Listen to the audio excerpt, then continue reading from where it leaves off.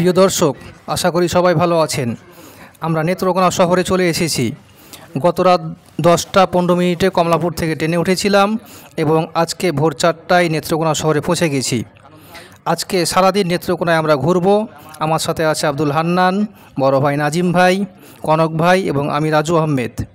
সবাই আমার সাথে থাকবেন, রাজ এক্সপ্রেসের সঙ্গে থাকবেন। আমরা নাস্তা করে নিলাম গয়নাথ মিষ্টান্ন ভাণ্ডারে। সেখানে একটি বিখ্যাত রেসিপি পেয়েছি, বালিশ মিষ্টি।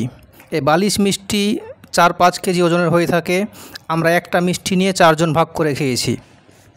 এরপর আমরা আমাদের গন্তব্যের উদ্দেশ্যে রওনা করে দিলাম। প্রথমে আমরা বিরিশিরি গেলাম, কিন্তু শুক্রবার থাকার কারণে বিরিশিরি বন্ধ ছিল। আমরা ভিতরে প্রবেশ করতে পারিনি। বাইরে থেকে কিছু ছবি তুলে আমরা চলে এসেছি। বিরিশিরি ঘোরা শেষে আমরা এখন রওনা দেব চীনামাটির পাহাড় দেখতে। চীনামাটি পাহাড় দেখতে যাওয়ার আগে আমাদের সামনে পড়বে সোমেশ্বরী নদী। এমন একটি নদী যেখানে ভারতের মেঘালয় রাজ্যের পাহাড় থেকে পানির ঢল নেমে আসে। আমরা নদীর পার হয়ে শিবগঞ্জ ঘাটে গেলাম। তারপরে আমরা একটি মোটরসাইকেল যোগে চলে গেলাম সেই দুর্গাপুরের চীনামাটি পাহাড়। বাংলাদেশের তথা নেত্রকোনার একটি অন্যতম দর্শনীয় স্থান হচ্ছে চীনামাটির পাহাড়। এই পাহাড়ে সাদা পাথর পাওয়া যায়, যা সাধারণত সিরামিক শিল্পে ব্যবহার করা হয়।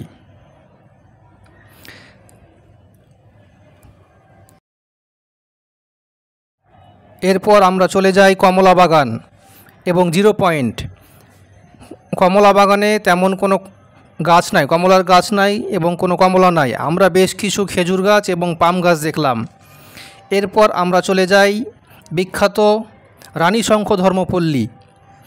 রানীশঙ্খ ধর্মপল্লীতে আমরা খোঁজ নিলাম 91 জন স্টুডেন্ট পড়ে, যার মধ্যে 3 জন হচ্ছে মুসলমান এবং বাকিগুলো হচ্ছে খ্রিস্টিয়ান। ধর্মপল্লী জায়গাটা বেশ সুন্দর এবং পাহাড়ের টিলার ওপরে অবস্থিত। ধর্মপল্লীর এক পাশে বাংলাদেশ এবং মাঝখানে নদী, আর অপর পাশে হচ্ছে ভারতের মেঘালয় রাজ্য।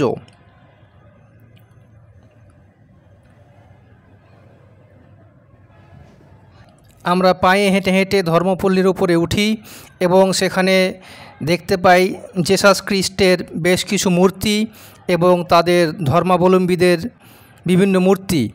অনেক গোছানো একটি পল্লী।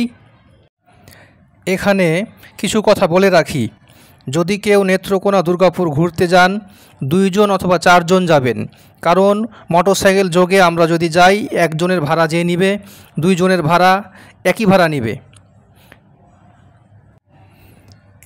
এখান থেকে আমাদের কমলাকান্ত যাওয়ার প্ল্যান ছিল, কিন্তু অনেক বৃষ্টি এবং প্রতিকূল আবহাওয়ার কারণে আমরা কমলাকান্ত যেতে পারিনি।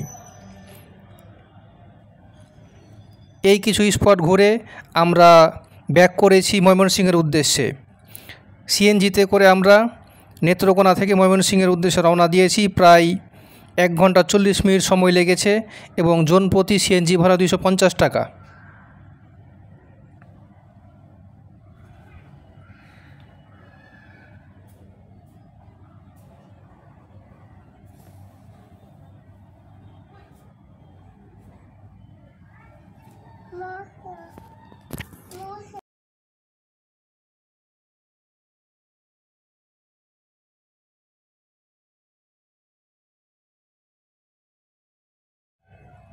পথের মধ্যে আমরা কিছু অরিজিনাল আনারস দেখতে পাই, যেগুলো ইন্ডিয়ার মেঘালয় রাজ্য থেকে এসেছে।